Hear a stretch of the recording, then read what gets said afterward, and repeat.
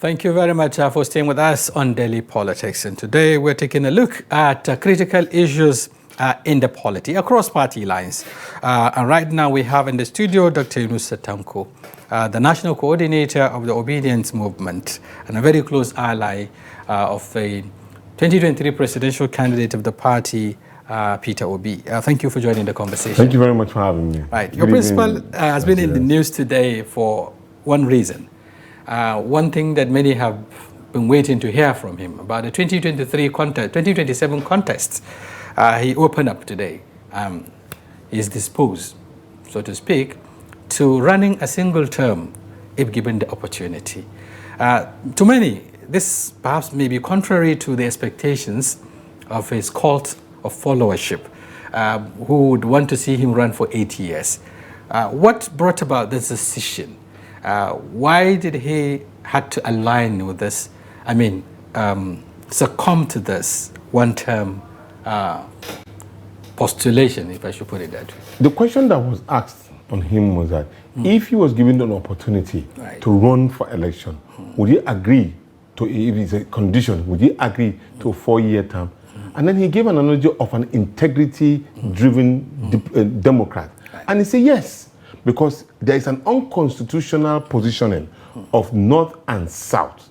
And the position of the governance at the moment now is a Southern presidency that is already, by the time in which he will run, will have been 2027, which is already a 4-year tenure. So in order for him to be seen as a person of integrity and a strong Democrat, he agreed to that particular positioning. So this is a show of his level of kind of a strong Democrat who has integrity to remain in an agreement position and not changing in that particular position. Right. Okay. Let's look at the agreement itself. You know, he didn't open up as to who did he agree with or at what level.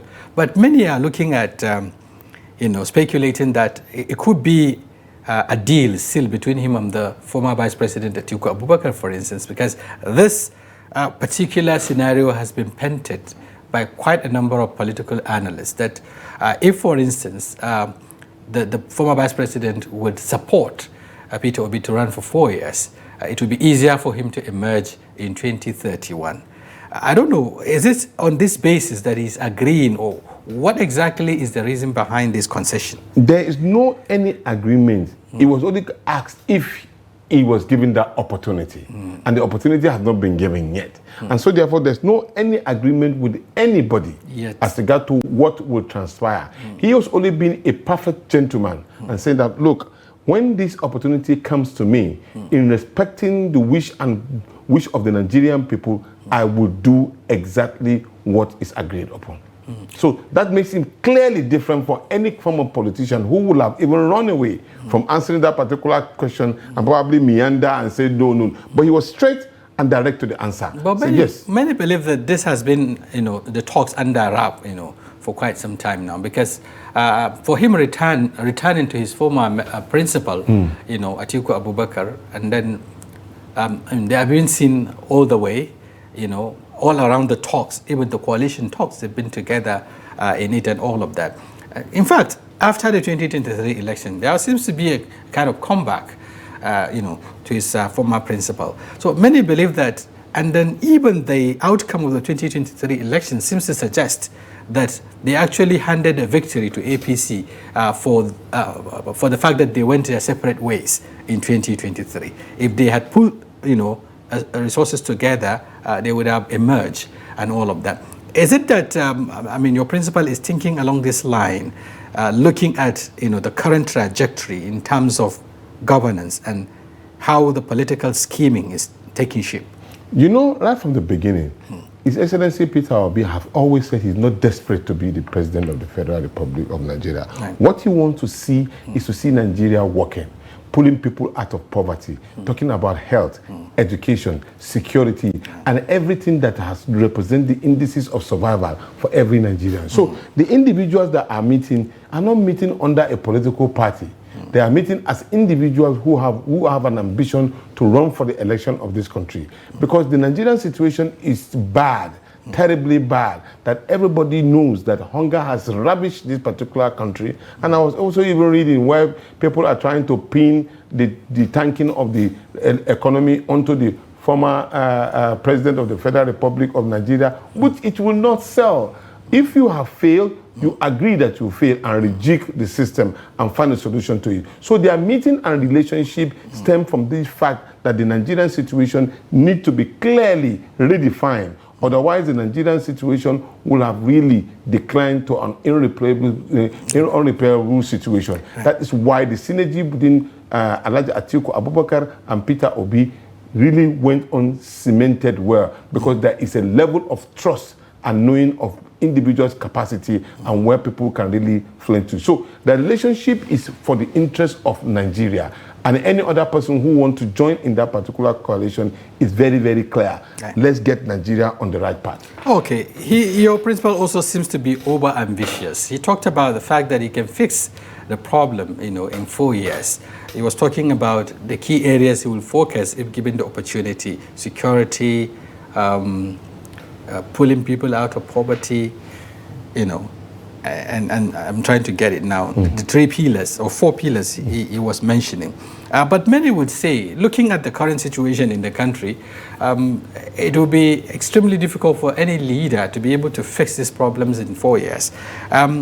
What exactly does he have on the table that he think he can address this problem within the shortest possible time? Did Murtala Mohammed spend a year as a president? Obviously, no. It was only 6 months. 6 months.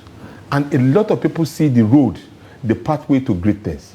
So if a Peter Obi, who has also agreed and said, no, did he say that I'm the coalition candidate, because some other person will come out and say, he said this. No, he never said so. But what he's saying is that if given the opportunity, even from the first year of your position, because Nigerian situation is terribly bad to a point that if you make 1 or 2 impact in the lives of Nigerians, you solve most of their problem, i.e. electricity. You generate power, and people can do businesses and all, reduce their poverty line, businesses can come into being. Secondly, you talk about agriculture, which has to do with the being of food intakes and exporting to being a production country rather than you consuming it. Even if you are taking a loan, let it be for a productive purpose. And this can be done within a short period of time. Once you can get the lines. Yeah, he talked about fighting corruption, of course, to stop the leakages. Exactly. So if you do all of that, it helps you to put the Nigerian country in the right direction. Most of the problem we have, the wastage in the system is so high. And you know that a Peter Obi will always block the issue of wastage and ensure that money that was supposed to be directed to other use. He talked about poverty eradication, he talked about education. Exactly. Those are the things that he always talk about. So a Peter Obi who has exemplified this when he was a governor in Anambra State can easily do this, because already some may say Anambra is not exactly. But then the truth about it is that this is exactly what Nigerians are battling with. Yes. The basis upon the support of the current president, was the fact that he did well in Lagos. And here we are. Many now believe that Lagos is not Nigeria. It's more complex, it's more, it has all the challenges that you never expected until you get there.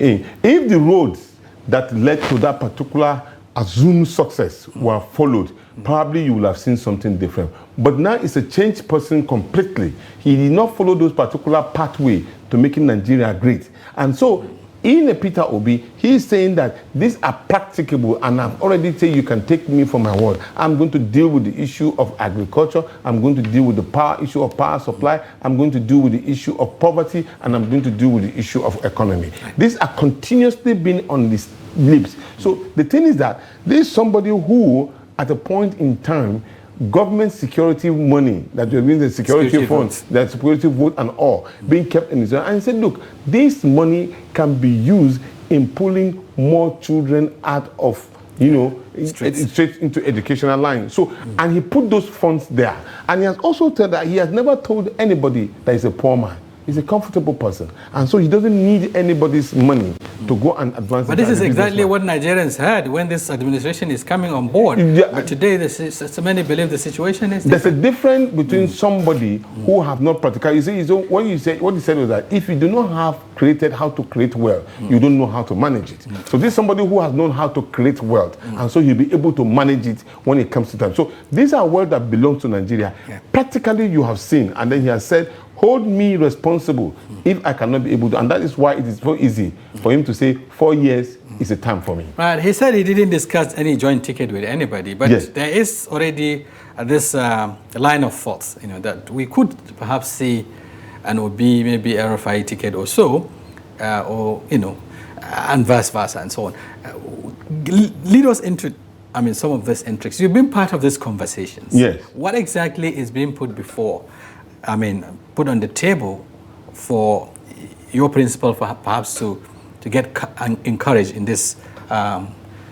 He believed that Nigerians now are seeing that Nigerians need to be emancipated from the shackle of poverty, and everybody has aligned with that.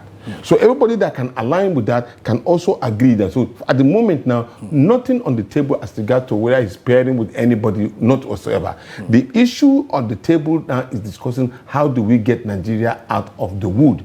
And in that process, a lot of permutation can come in. This is politics. Right. But the fact is that if we agree that this is what is bringing us together, then we have a reason to be together. Now, without willing to get together, we'll now look at who can achieve that. For us and for him, we believe he can do it. There is a critical challenge for the coalition movement. I just spoke with Dr.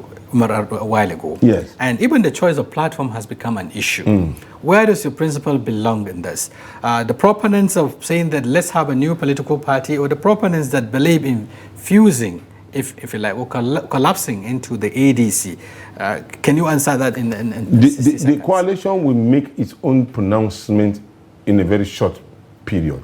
But also you must agree also, registering a new party is an added advantage to the opposition. So when they register a political party, it helps to solidify the connectivity between the system.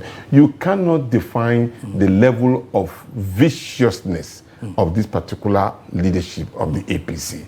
Because it is very clear where we are standing. We have seen how people have been intimidated, coerced, and also their their negative things, these have been planted on their faces, and now they are all becoming a proponent of one single political party. And the president also came out and told us that he's happy now that the political party... Yes, so in disarray. It seems to be further in disarray, because right now you cannot agree even on platform. No, because there's an advanced situation now. I just told you that the coalition will make its own pronouncement. It was not done before. The coalition is thinking about registering a political party. It's not done made public before. But now it is glaring.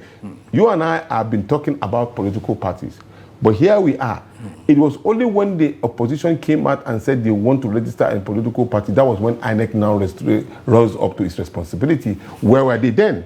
So you see, that's to tell you there's an advancement. People are ready to check and fight for their right as Nigerians, and that is exactly what you are saying. Right. Thank you very much, Dr. Yunusa Tanko, the National Coordinator of the Obidiants Movement, for joining the conversation tonight. We appreciate you. Thank you very much for having me. God bless Nigeria. Right. And viewers, that's a wrap on today's edition of Daily Politics. Do join us tomorrow. We'll be back with another interesting topics and personalities. Until then, on behalf of the team, I am Shafi'u Suleiman. Many thanks for being there.